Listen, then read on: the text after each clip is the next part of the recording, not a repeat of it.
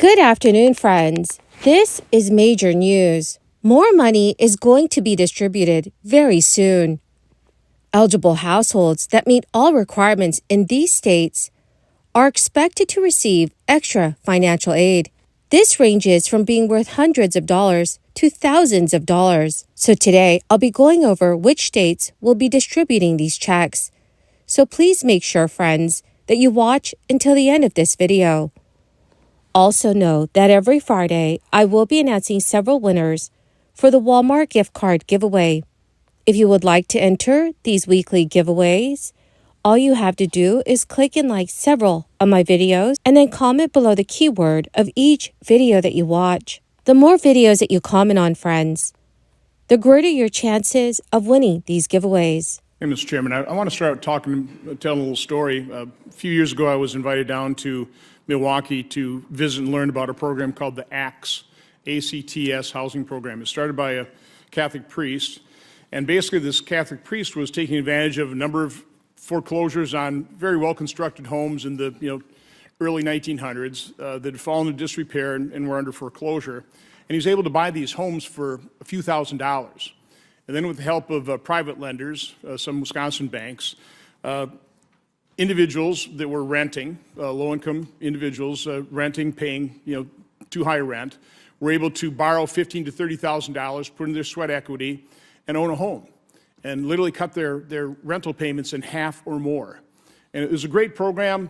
I toured a number of homes. The homeowners did a great job of repairing these homes on a shoestring. But one of the main reasons the priest invited me down was to complain about the impact of the low-income housing tax credit on his program.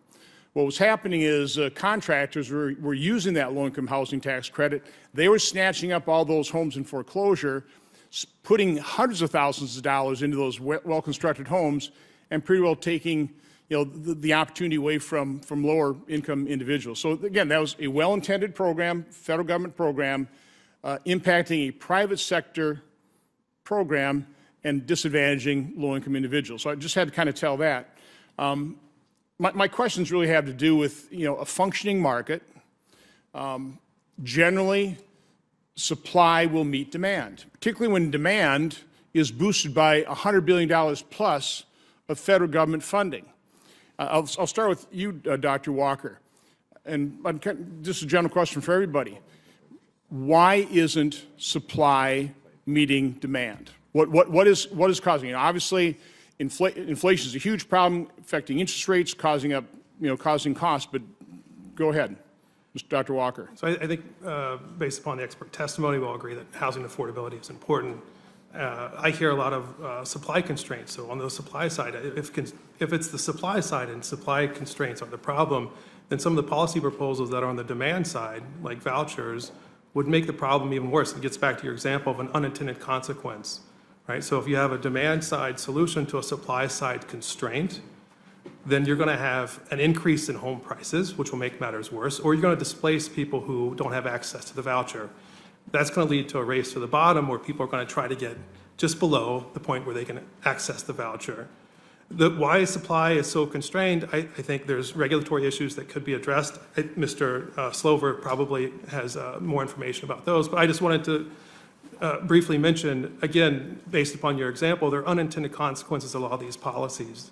And I think when you have a supply side issue and you address it with a demand side policy, you have unintended consequences that could be much worse. In just 11 days, the Michigan Department of Treasury will begin distributing payments worth an average of $550 to eligible taxpayers as part of an expansion to the state's Working Families Tax Credit.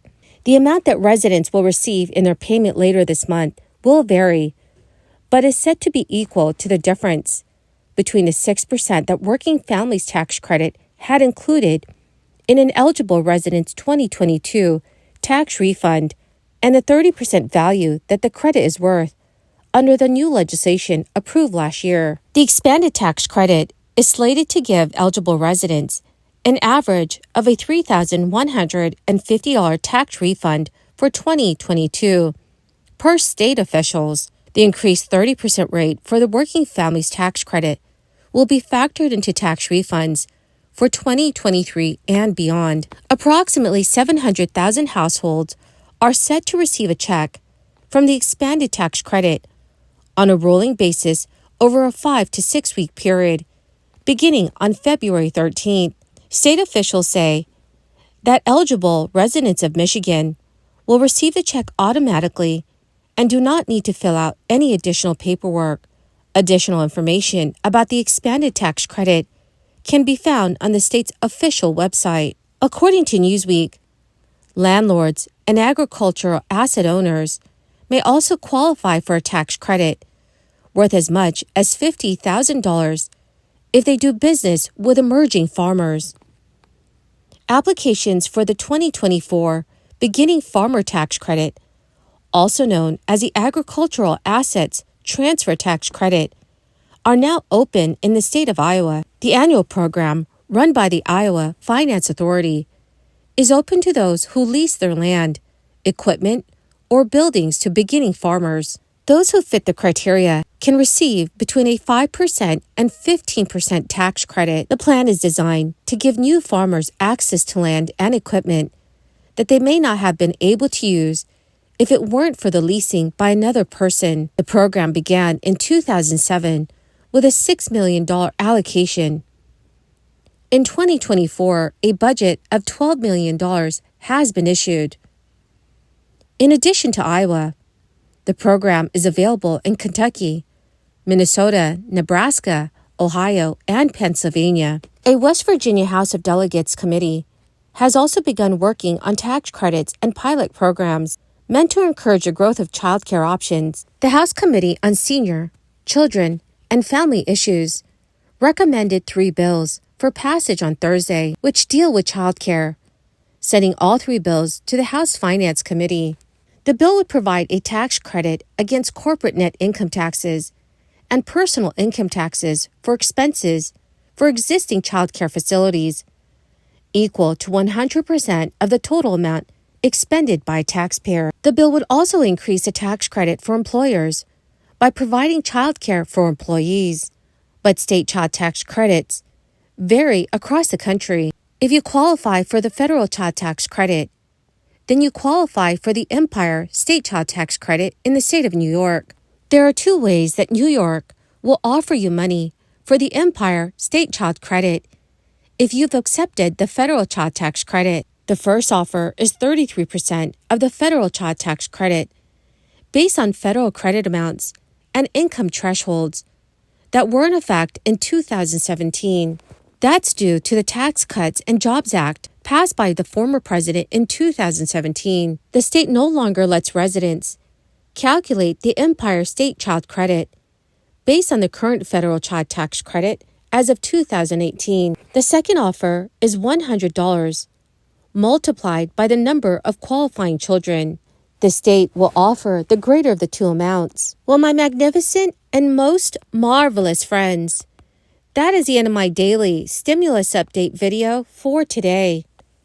Thank you, dear friends, for being part of this community.